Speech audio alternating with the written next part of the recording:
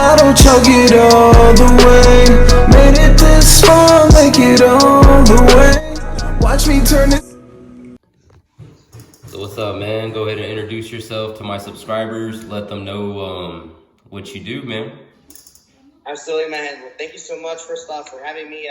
My name is Fernando Amador, also known on Facebook as Fernando Lepe. I am the Director of Marketing and Operations for Engelbert Promotions and Events. The name of our show is Fight Club OC, or also known as SoCa Fights. And also what I do is, before I even got my full-time position with the company, about 5 years ago, I started off from the very bottom, just helping out, just really not knowing where to begin and trying to get my foot in the door. And luckily, I had a chance to start off, through someone who knew my uncle, and I got started just as an usher, ushering people to their seats, and then eventually scanning tickets, eventually putting chairs together and so forth, taking on more responsibilities as I proved, to the business. I was just hungry for success, and then just more than anything, success in combat sports. So yeah, man. That's good, man. So basically, what do y'all do like on doing your podcast and all that stuff? I was watching a few of your old interviews. So who have you interviewed, man? Well, I guess as far as the names have been either local, the up and coming professional, whether it be a professional boxer, an up and coming MMA fighter. I guess one name that probably rings a bell within the boxing community would be Abel Sanchez, who I've had the chance of interviewing him.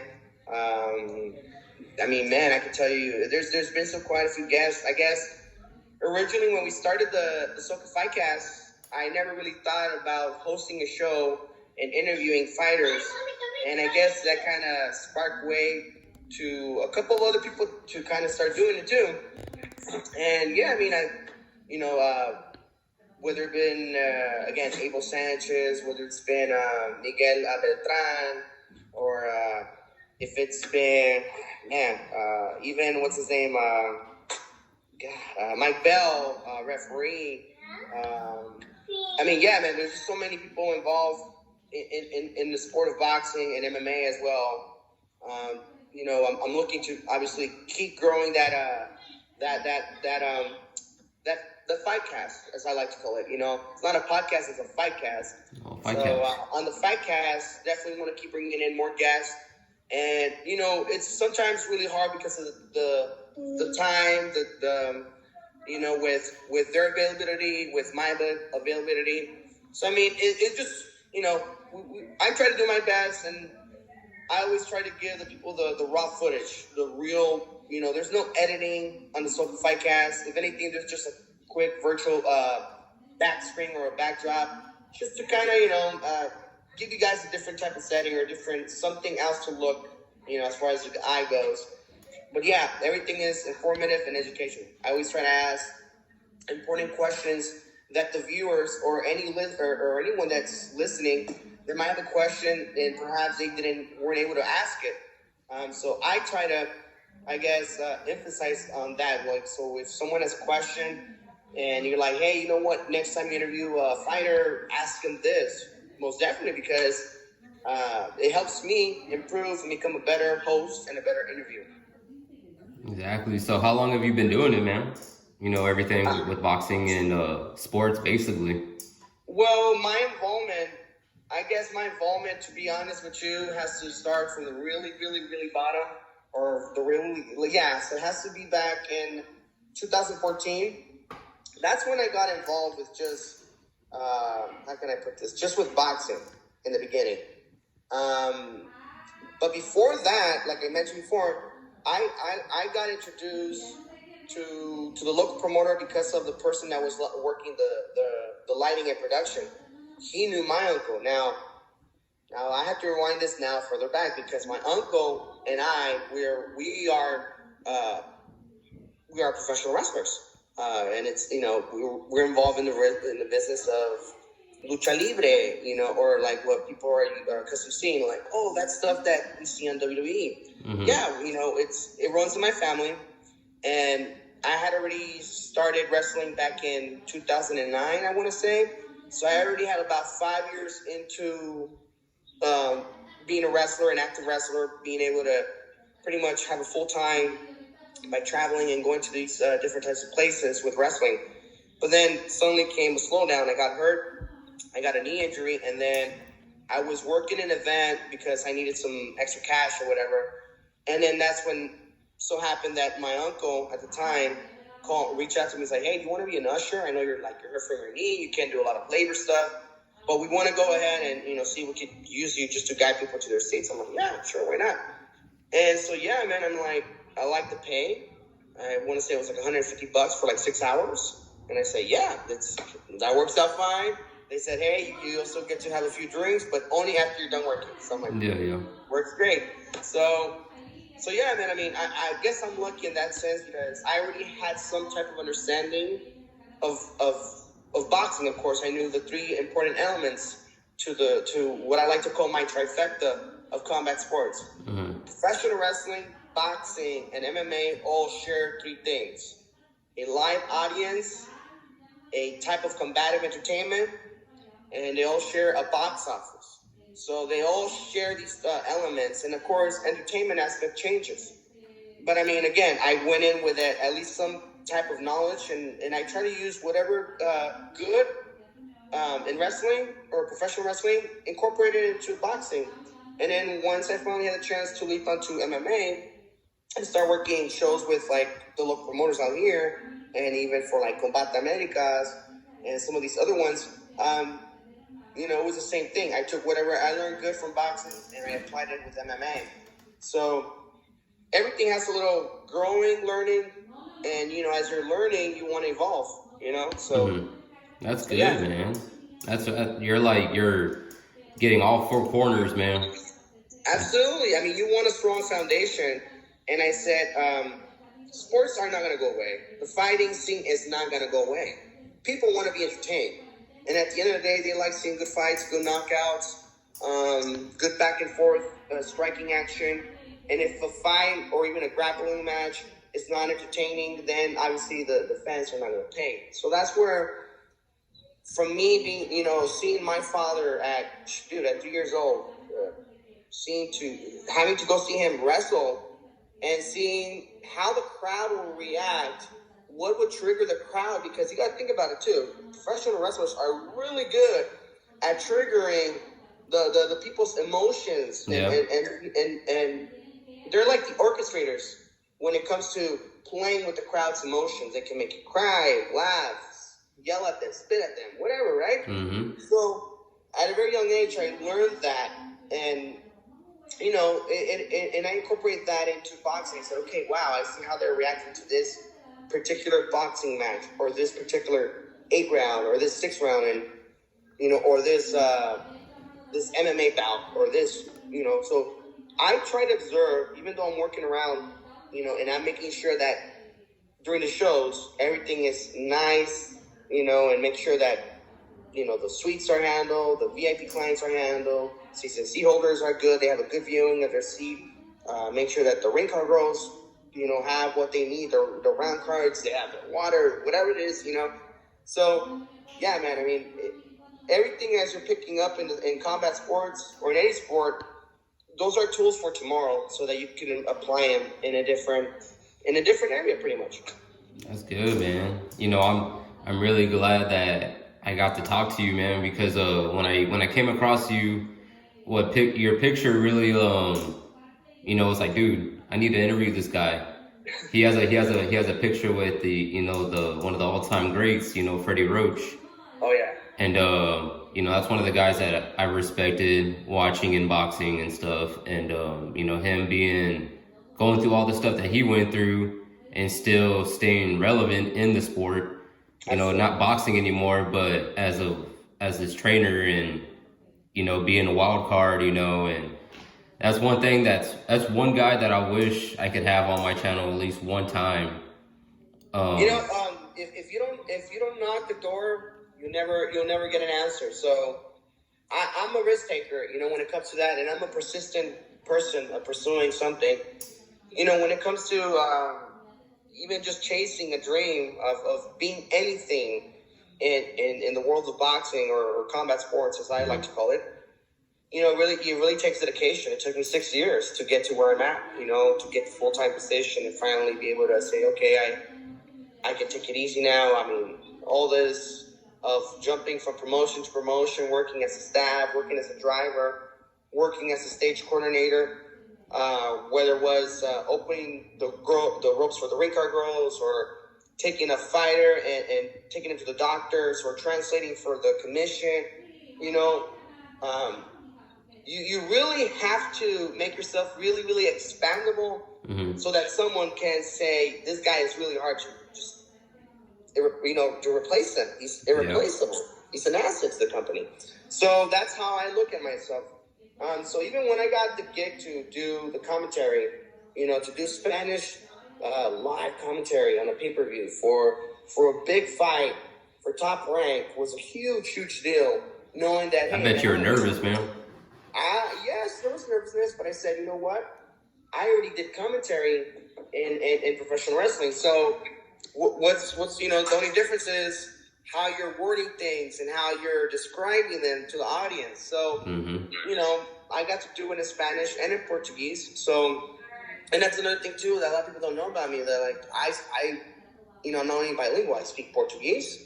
I'm also learning Russian. And I'm learning other languages because I want to, again, it's because of the communication with boxing. Expand your horizons. Yes, absolutely, man. You got to treat yourself like a stock market. Yep. You want your value to go up, and you want it to just be like, man, he's like a Bitcoin. He's eventually going to be so valuable that he's going to be like a commodity. They're just going to want to have it. So, and of course, I have my loyalty to those that appreciated me throughout the years and seen my worth, my hustle, more importantly, because at the end of the day, just like anyone, man, we're hustling to get our bread, but being real, you gotta be, you gotta always have that and going in your mind like, okay, tomorrow I did good, but today I'm gonna be even better. Mm-hmm. So you're always growing every day. Every day, you just gotta be like that. And trust me, dude, it is so hard to be self-motivated, self-disciplined, and having all these things because no one is coming at you and telling you all these things, right? So you have to find yourself some time to scroll around on the internet and dedicate. And so what I like to do, what I did here in my home right now was that I have this little, throughout my home, I have, of course, my gloves. And just to remind myself of okay, these are the adventures where I was at. So I'm going to flip the camera so you guys can see better. Let's see here. Okay, so there you go. So see those pair of gloves right there, 8 ounces. Those are Everlast. Those are Reyes gloves. Like an official Evander Holyfield signing with Mike Tyson. When Mike Tyson bit up Evander Holyfield. Wow, I got a story about that one. Adidas gloves right there. My Ollie gloves. These are my perfect, awesome favorite gloves because I had a chance of. Those were my first big event that I had a chance of working on. And then take you guys over here. That Triple G. Again, all this was at the LA Coliseum. I want to say this was in Texas. With Fox, Combate Americas. This was at HBO, working the Cecilia Breakis, and I want to say I can't remember who was the opponent, but yeah. And then now this was way early on, but yeah, this is my little portrait of my character. Wow, man. And this I see right here. My pop's right here on the right. My uncle. The WWA, the World Wrestling Alliance. I want to say he was at the time the welterweight champion. Wow. But all this stuff that I hang up is again, hey, nice dive out. all this stuff that I hang up is to always remind myself of how far I have come and I'm gonna still accomplish. You know, like there's even from my days back in the academy, you know, trying to put myself through the Sheriff's Academy, and you know, my graduation. So yeah, bro. There's just it's my little self reminder, because I live here every day, of course, and I walk through these. You know, through wherever I walk through, I have to remind myself, Fernando, you're great. When you're feeling low, you're a great, incredible human being. No one is telling me that, but I have to, because your self-esteem is one, bro. Your self-esteem is going to give you the confidence to ask people and even ask them when they say no. And it's okay when they say no, because you're going to keep knocking, and you know, of course, let's not get annoying. Yep. But keep knocking to the next person. And I looked at it like this, bro. When no one was willing to give me a shot or an opportunity, I created my chance. I created my door, and I said, if I can be an example to anyone, I will share my knowledge and secret and let you know that it is possible. You guys can do it. You know, you just have to be hungry enough. That's all. Yeah, man. I got so many. How far it's come in the past couple of like month and a half. I started late too. I just one day to the next, man. I messaged one guy, and he was out of Detroit, and I didn't remember that I had him on my Facebook. I messaged him, you know, great guy, Jalen, from Detroit. He was my first pro boxer I interviewed. And if you look back at that interview, I was all over the place. I didn't know like really what to say. I know a little bit about the sport of boxing. You know, I'm trying to transition because I used to be a big wrestling fan. And I've seen so many different shows. I've helped work with a few different shows here in San Antonio. Nice. I've been to so many wrestling events. I can't even remember how many I've been to, but that was like one of my biggest passions, and I'm still trying to cross that line to interviewing pro wrestlers too on my channel, and have a series like I have my boxing series, and you know, you're the first one that I've interviewed that has like all four corners, you know, of like organization of sports. And I've interviewed one promoter from Orlando. So it's kind of like I've had these interviews with him and with you who are going to be in my boxing series, but it's going to be like, I just want this to be like, I want this to go far. You know what I'm saying? I want this to go far. I want to interview like the wrestlers that I grew up watching. You know, I'm 31 years old. I want to interview these guys that I saw take all these falls, and I'm really just and the waiting, good thing bro. about it now that there's you know, obviously there's wrestling community groups in which we can share emails and how to reach some of these you know, old school wrestlers, and hopefully they're willing to share some of their time. And you know, usually, you know, I also need to start interviewing professional wrestlers as well, because we had a drive-in event, in which was probably the first event ever out here in California with fans. But of course, during the pandemic, this happened back in September 23rd, and we were the first boxing / MMA company to do a professional wrestling drive-in event. And it was, I mean, dude, it's unbelievable, because again, here I come, you know, launching this idea to them, and they're like, nah, man, like, how are we? I'm like, well, we got to throw a wrench at the system. Like, it's changing, you know, like, we can't gather like, you know, like a wolf pack with our boys, you know, too sweet, baby. Now it's about the family. So now if we're with the family, what's one thing that keeps a family entertained? Wrestling.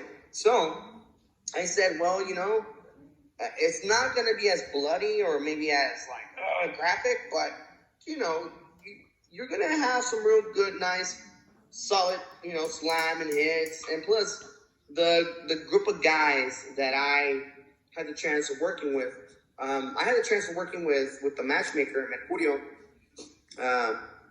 close to my father. And, you know, me and him were going back and forth as far as who we were going to put on the card, who belonged in the card. And I felt that it was really important for us as a promotion and as a matchmaker to not bring in talent from Mexico or not bring in talent from anywhere else, because with the amount of people that we have, we already had local talent, and they just needed a chance to a spotlight. Mm-hmm. So I'm really big on the underdogs. I don't like giving more fame and more spotlight to someone that's already has it established. I'd rather give it to someone that's up and coming, man, that's really shows a hunger and that really wants it, you know? Some of these guys have been wrestling on the scene for more than 10 years, 15 years, 20 years, and haven't really been noticed at all by whether it be WWE, AEW, or what have you, ROH, New Japan Pro Wrestling, right? Mm-hmm. So, to me, I felt like that day when we created that stage, it was like we set the like, hey guys, look what we're doing. We do boxing, we do MMA, but we're doing something that the world probably didn't thought of. And the only reason why we did it because the people at the fairgrounds, they were doing these drive-in stage concerts, right? Mm-hmm. And apparently the people who were renting out the stage or put up the stage, we worked out a deal so that we were able to come in and basically drop a ring on top of the stage and have a 18 by 18 big LED screen. But I mean, you guys can check it out. You guys can go to SoCaFights.com and go back to look at some of those pictures, bro. I mean, I'm telling you, man, it was something that in my years, it was definitely a milestone. It was an accomplishment for myself and honestly for my dad, because we had been talking about it for at least 3-4 years. We were like, we need to change the business. We need to do something different. But not only different in the sense of how we put up the matches, but also how they were wrestling, and told them like, hey man, this fan base are used to watching a punch, they're used to watching a kick, an elbow. So we had to choose basically the cream of the crop. Oh yeah, the cream of the crop, only the best. So yeah, yes, only the best wrestlers were allowed to perform that night. And I was very strict on them. Hey, no this, no that, this, and like, you know, making sure that also as the director of the operation, making sure that at the end of the day, we made a home run. And by gosh, you know, we did. And thank God it was in the Orange County newspaper or the Orange County Register and some other places. And we were going to do another one, but then again, COVID restrictions, and then it got just more harder. So we just kind of put things on pause. And you know, today I was working on an email blast, and hopefully we got some good news and get the ball back rolling again. That's good, man. You know, I hope one day I can get out there and actually see one of the events. You know, possibly get a chance to work with you or somewhere, you know, down the line. That'll be absolutely, nice, man. My friend. You can email me anytime, and you know, I'll definitely, you know, not probably give you the front row seats, but hey, if something does come up in the front row seat, I'll hook you up. It's a possibility. You definitely have a ticket in the house. I'll give you some exclusive access backstage, and of course, you know, show you the ropes around and what is it, the day-to-day operations, so to speak, especially at a fight event. That's good, bro. So, basically, you worked with all these four corners of sporting events. Out of all of those things, what is your favorite moment so far? Wow, man, it's crazy, you know, because I mean, there's too many to really point out. In my 6 years, we're going to 7 years. There's been too many good moments in combat sports for me. There's been a lot of downs, a lot of setbacks that taught me how to get back up strong. Mm-hmm. And I think I enjoy those the most. Those are probably going to be the favorite moments to me. They made me realize how to appreciate what I have today and how to appreciate what I have tomorrow. You know, in the beginning, I never thought I was going to finally be able to have my own spot, my family, my 2 bedrooms, you know, hang up my pictures. You know, it's a mental struggle and battle because when you have a lot of naysayers that say, "Hey, you gotta get a warehouse job. You gotta stop being lazy. You gotta stop playing that PS3. You gotta Yeah. you know, I have things that I need to do to break some stress away. And one of the things that I would do coming back from like working 3-4 days on the road or whatever, right? Coming back, I would just, and when I mean working on the road, I'm talking again boxing MMA. You know, I hadn't had a real job, like a real field job, in over 6 years.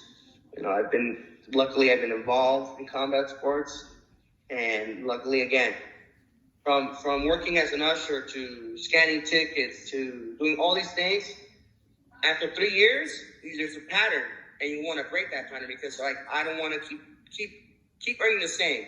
You want to keep earning more. And so I said, I don't want to be a full-time matchmaker, so I could be the matchmaker that can accommodate everyone across the states. So that's when I started to become a booking agent, you know, a freelance booking agent. And that gave me access to reach out to more event promotions I would never thought of ever reaching. PBC or like the Matchroom Boxing or, you know, like, or even Bellator, you know. So now I have these contacts and it's cool because I get to like Top Rank, people from the East Coast or West, and, you know, they need my help because they know I'm involved in the sport. And they know I have a good eye for picking up these guys, these fighters that are hungry and they want the shot.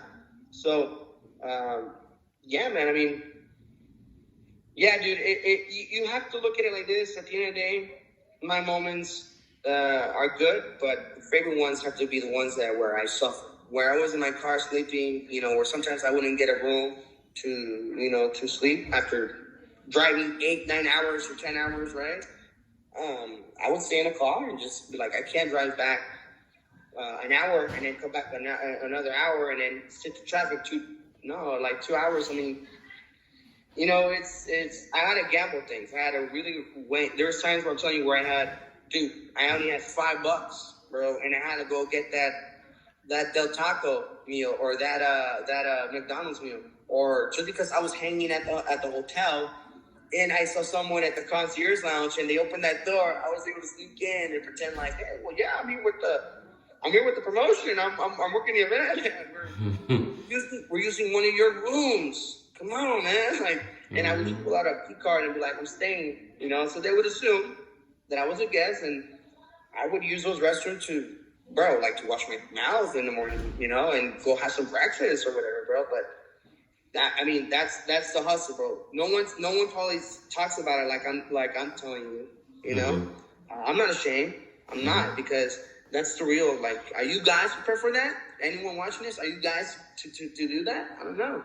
Like, are you willing to leave your house with $20 on a Tuesday, okay? With a half tank of gas, drive around, not eat nothing, maybe just a freaking little trail mix, some water, if you're lucky, right? And then the whole day, right, you gotta put gas. Now you put $15 of gas, okay? They still haven't paid you, okay? Because they want to make sure that the fighter does arrive at the hotel. So now you're down to $5. And if you're lucky and you establish a good relationship, hopefully the fighter in this camp might have some money and might invite you out to eat. So you save up some money. Now, if they're real pricks and they're assholes and they had a long flight and they haven't eaten and they just want to get fucking home, you know, or the hotel, yeah, you can suck your thumb all day for that, baby. But dude, I'm telling you, dude, it's like once you finally get there, you're like, okay, now I'm still hungry and I gotta wait for this promoter. And then he texts you, it's like, oh, I'm coming down to meet you the next hour. Okay, well, what you gotta do? A hustler gotta do what a hustler gotta do. And whether it be slamming on that 2 for $3 meal deal from McDonald's or those Tuesday tacos or whatever, you have to do it, man. You know, it wasn't humiliating. It was satisfying to know that I was in a survival mode, in a hunter-gatherer mode, and knowing that I'm doing what most people are afraid of doing or risking and saying, I can't do it or I don't got the money.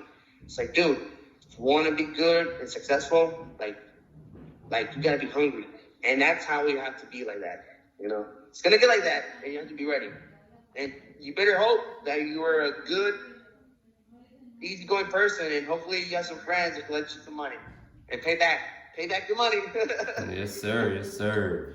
Yeah, man, that's real talk, man. That's one thing I love on my channel is everyone that I've interviewed said a lot of real things, you know, and I appreciate, you know, like you coming out to my channel, and you know, it's an honor to get to contact with you and have some part, man, on talking to, you know, the man himself from SoCal Fights, and I appreciate it, man, and you know, and we'll link up again soon, and let everyone know where they can find y'all at, any information you want to give them. Absolutely. You guys can find me at Facebook, Fernando Lepe, last name Lepe. I'm the guy with the headphones. You will see the boxing ring as a backdrop and so forth. You also guys can reach out to my friend. You can search his friends and search again Fernando Lepe. You should already be mutual friends already. I don't have an Instagram as of right now. I felt that at the moment I just can't. Juggling too many emails and too many other wallets and whatnot. So just Facebook at the moment. But you guys, I would also like to invite you guys to check out SoCa Fights. That's SoCa Fights. SoCa Fights, where you guys can check out some more exclusive content of myself hosting my podcast or my podcast, where I interview a bunch of people involved with combat sports, whether it be a fighter, coach, trainer, anyone who you may think of that's has any type of value or importance. They pretty much will get, you know, interviewed. And with that being said, you know, well, I truly appreciate your time and attention, and thank you guys. You heard it here, man, from my boy Fernando. He's doing big things out there in California. He's been in the game a long time, right out of Anaheim, California. And I appreciate y'all coming back for another interview. And it's only gonna get it's a roller coaster, like I'm telling y'all. It's a roller coaster ride. And I tell you, it's just climbing up the ladder, man. Climbing up the ladder. 56 subscribers, road to 100 subscribers. Much love, y'all, and remember that. One love, Carlito, we out. All the way, are we going out tonight? All the way, I'ma chug the bottle, chug it all the way. Made it this far.